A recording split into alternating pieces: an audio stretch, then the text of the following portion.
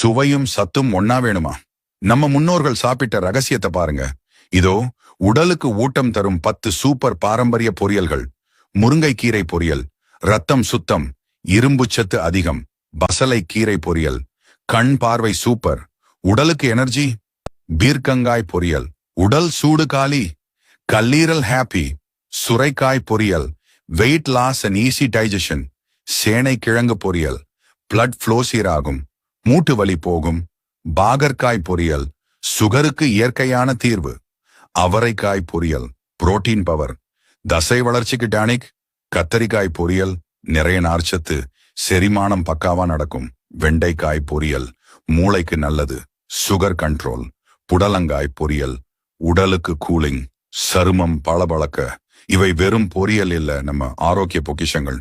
தினமும் ஒரு பாரம்பரிய பொரியல் நோயற்ற வாழ்வுக்கு வழிகாட்டும்.